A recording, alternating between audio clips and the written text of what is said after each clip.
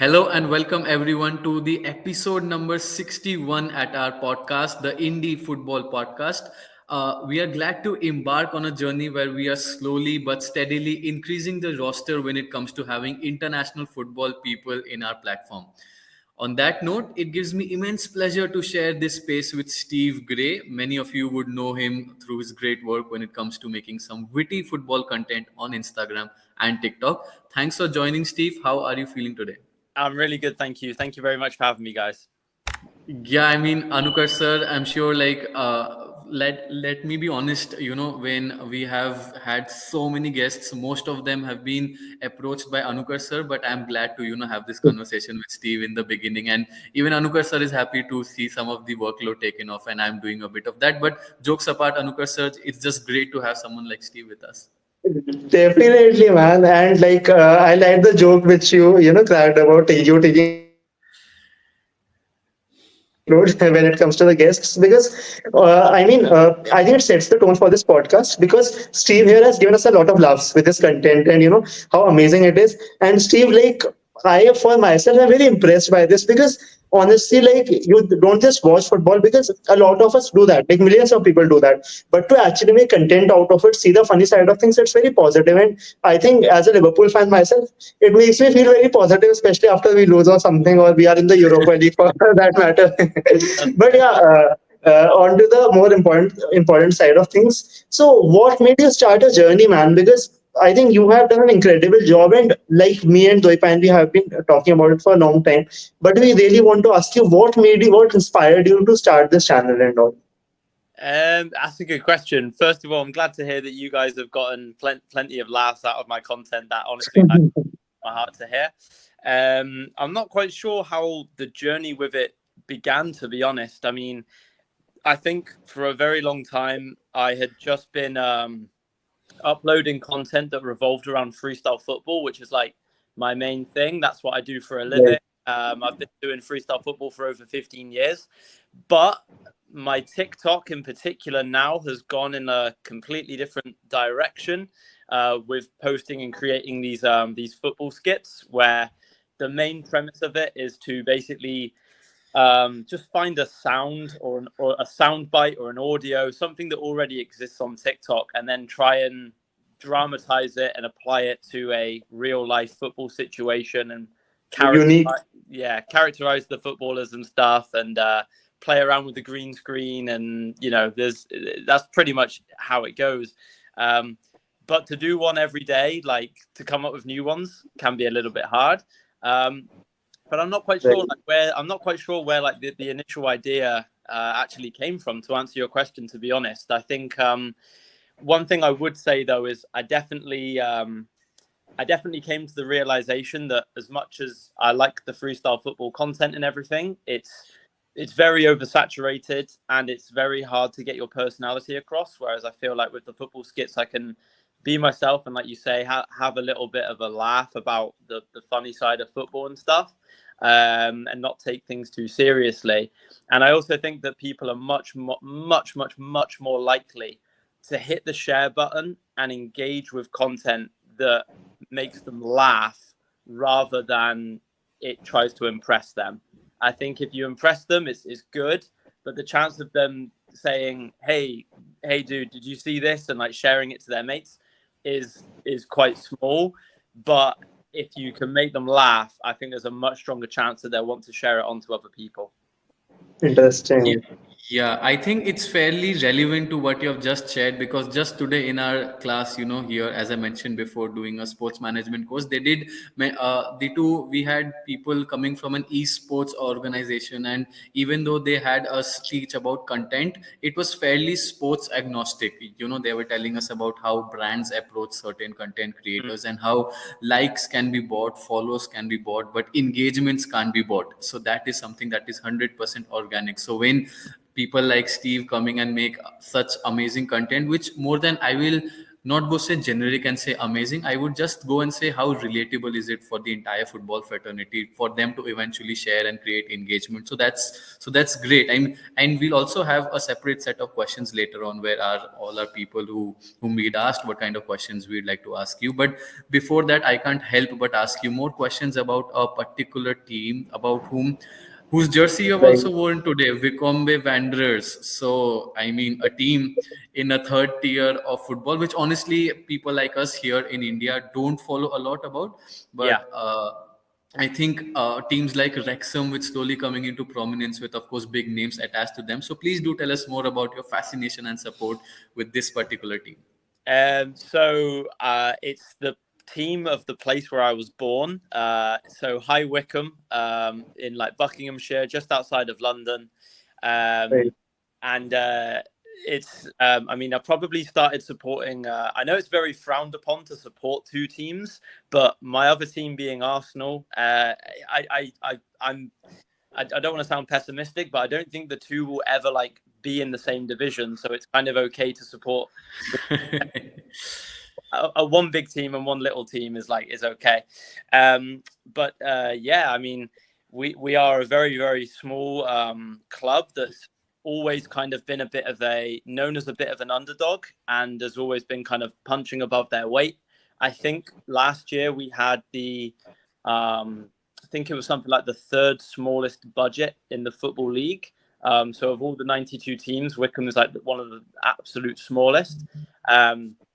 And we just sort of pride ourselves on just a really crazy, good sort of work ethic and, hard work. What's the expression? Hard work works when When talent doesn't work hard. hardly works. You know the Yeah, that's the winner. Yeah, it definitely helps that. And Anukar sir, I mean, just to probably understand a bit more about, Steve's support for a team like Vikombe, it's like, just like I mentioned, the Wrexham story, it's just about people coming from a particular area. And no matter what performance their team gives, which tier of football, of English football do they belong, but there is a certain amount of loyalty that lasts generations. If someone has watched that documentary, they just say they are a Wrexham fan because his father was and his grandfather was. So, Anukar sir, stories like this really sets the precedent for what football means to so many people, apart from all this commercialization that we always keep talking about. Yeah, it's a huge part of everyone's everyday life, no matter what tier of English football it is. Like, you've probably seen yourselves, like the English football fans are like crazy, probably sometimes take things a bit too far, to be honest. But no, it has a really big impact on making and breaking people's day. Right. And yeah, Wickham is no different. One question I want to ask you, Steve. You talked about Vikram, of course, and we also had Charlotte coming in on our podcast sometime back. She is a part of the Her Game 2 podcast, and she told us about Rochdale. We had another guest who we had another couple of guests. One of them was a Wrexham fan. Another one who I want to say is a smaller club now was a Nottingham Forest fan. So, what we have learned through the podcast, me and Doipan especially here, that because we in India aren't exposed to teams very much, not in the Premier League or maybe not in the Championship for that matter. So we have been learning a lot. But while supporting these teams, creating content, I'm sure there must have been a lot of obstacles that you might have faced in your journey when it comes to creating content, because we all know with Instagram and other social media platforms, there's no set content. Like, it's not like something you learn in school that this A, that B will come after A only, right? So in your case, how have you with Oh, those obstacles, and what keeps you going? I think you cut out for me for like the first part of the question there.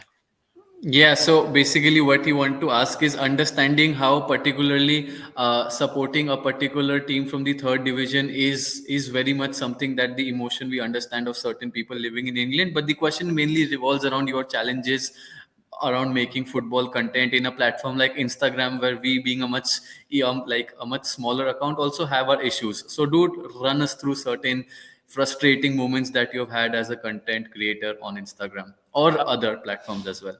Okay. So I would say, yeah, there's lots of people that if they kind of, I mean, Wickham's a good example, to be honest, because it isn't a huge fan base. So if you're good and consistent and making content that revolves around that team, I guess you can become quite a prominent figure amongst that fan base. Um, but for me, I kind of have tried to sort of like diversify the football skits a little bit so that you kind of make content that appeals to lots of different fan bases and kind of pokes fun at lots of different teams, including my own team as well. Like I'll happily take the mick out of like Arsenal related stuff as well. But I would say that the hardest thing in terms of like keeping going is probably just to make something that's like innovative and that it's like using a new sound like every day. And during the off season, it's probably the hardest because there isn't any football matches happening. So it's kind of we'll just kind of transfer hearsay and maybe bringing back some older posts and stuff. But thankfully, the football season is back now, so it's a little bit more easier to come up with ideas when there's like matches happening like very frequently. Yeah, and now that you mention about you how you come up with certain content ideas, let's also talk a bit about the changing landscape of football. We'd love to have your insights on understanding how have you seen football change over the years, both on and off the field, whether it's something that you have changed in terms of style of play or certain things related to football, how it was done 10 years back and how it's done now, or some interesting things, because all of us strongly believe, even though we are just getting started off, the reference and the historical references attached to football, and people are always excited about stuff. So how do you think the scene has changed over the last couple of decades? It's changed a lot. I mean, technology has definitely played a part. Now we have Hawkeye, have VAR, which is a whole other topic of conversation in itself. Which I personally, in short, I'm for VAR. I think it has the potential to be brilliant. I just think it's like really poorly implemented. And I think the blame more so goes to the people behind the technology rather than the technology itself. But yeah, I think another really big change would be the growth and development of women's football. It's kind of hard not to say that, especially in this country. I think it's got a long way to go, and it probably never will leave the shackles of being compared to the men's game. But I think we have to give credit where credit is due for the way that it has developed. Just the kind of the fan experience in general for football. I mean, in this country in particular, it's a really big thing. I perform at lots of like football stadiums and stuff around the country on the regular, and I can also say actually that like the women's one is so different. Like it's a completely different atmosphere. It's, to be honest, just a breath of fresh air. Like in comparison to the men's games, it's not like very like alcohol fueled. It's just people who are there to just want to support and enjoy the football that is there being played by the females. So it's a much like calmer, like more wholesome atmosphere, I guess you could say. And then I think like in general, like I think the fan experience is getting like more and more like geared towards like almost kind of like Americanized. I think a lot of the owners that come in now by the football clubs, if they are American, they have quite a bit of an influence in terms of what they want to see in terms of like how the club is run and the entertainment, and they kind of want to make it again about the fan experience and keep them coming back to the games because that's a source of money as well. And I get that, but I think some of it's a little bit over the top, and some things could be a little bit better. But it's nice to see like all clubs trying to find something different in terms of like what they can offer for the match day experience, because every club has its own identity. How that comes across in a match day experience should also be quite unique. And Interesting.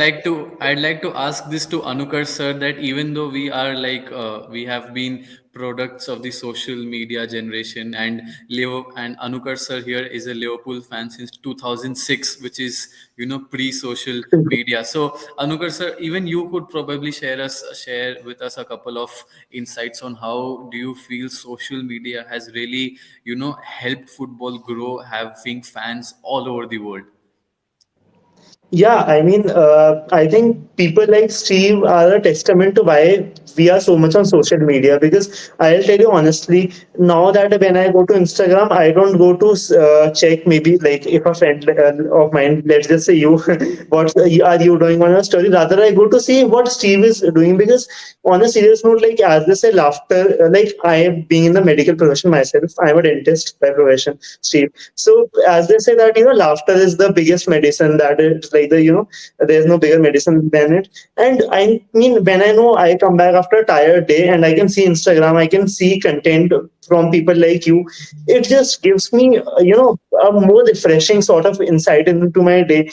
And I think it's those little things like that that really change and have really changed how the whole landscape when it came to how people used to live their lives. Because I remember back in the day, like we have heard from our parents, like telling us about them going out more, maybe to watch a match, or not even just to go around with relatives and all, or maybe just call people over. But as we are growing, social media is becoming much more of an important part of our lives. And football, like how we see the game, it has changed. Because in 2006 or 5, it did not matter if, say, a Jordan Henderson went to Saudi Arabia and what people were talking about it. But now a little thing happens and everyone is so obsessed about it. There's an opinion on anything. I think even if someone from become does really well in the season, people will it will be all over Twitter, because all over Instagram, because that is what people are making, and that is the sort of content people are making. And like the whole landscape has changed. But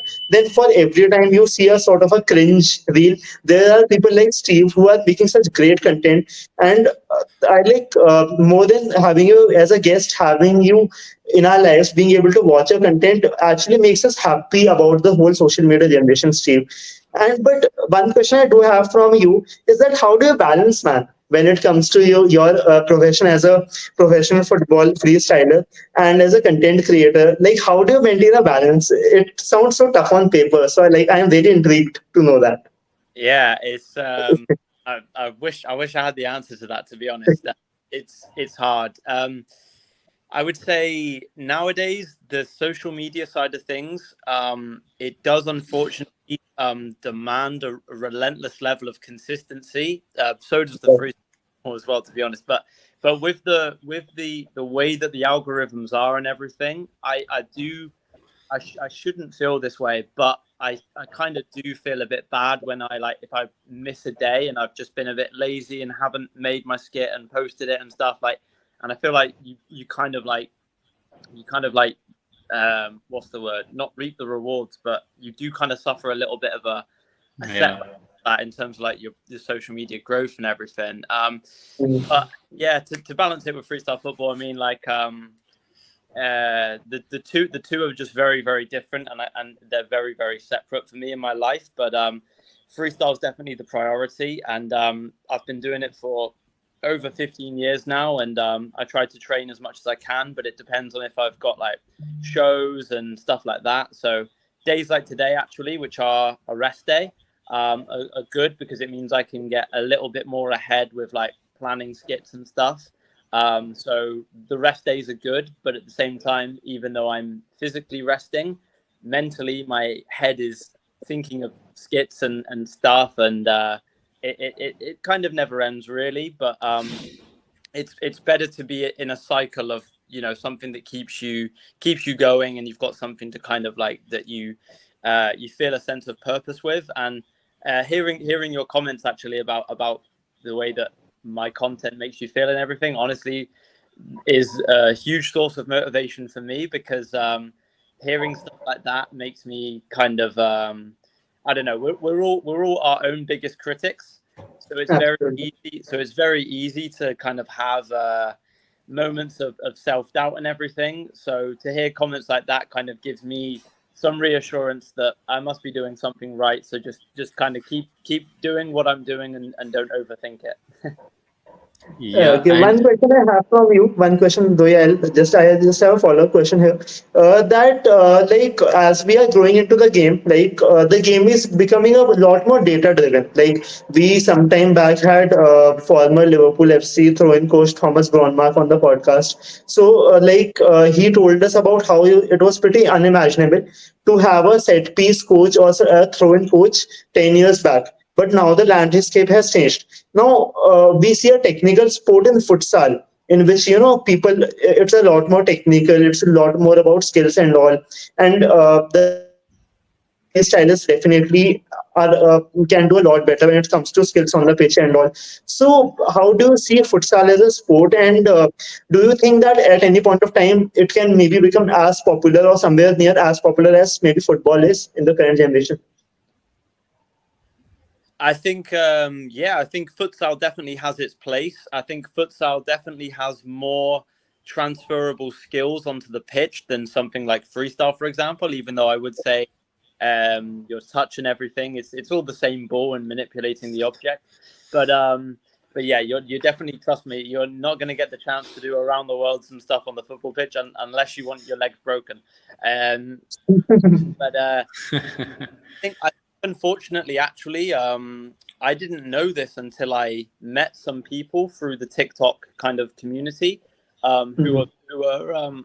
who are decent futsal players and futsal coaches, and they were telling me actually that the stark reality of how far behind futsal is in comparison to football, especially in terms of funding. It's really, really like not even close to like what you said there about hypothetically in the future. Like it would need some really, really, really big changes. Um, but I agree. I think it has a lot of transferable skills to football, and we see lots of people actually in the real game of like 11-a-side football. We see instances where we think like, oh, if you were picking like a five-a-side team, or if you were picking a futsal team, this guy would be perfect because he's just got all that like that really good technical ability, close control. We, Yeah. Phil Foden and those types of players. You just know that they would be amazing at futsal. But right now, for the time being, the two are light years apart, apparently. So I'll be curious to see if that kind of gets if that changes at all. I've never really played it myself personally, but from what I've been told from people, it's very strategic. But you do obviously get like more opportunity to kind of get on the ball. So I mean, in a game of 11-a-side, the pitch is really big. So you might think that maybe actually some kids would prefer futsal because there's more opportunity for them to show what they can do and more touches of the ball, basically. yeah, I think that's pretty interesting that you keep talking about how futsal has certain transferable skills directly to football. But I'd also now try to understand further. I know you slightly briefly touched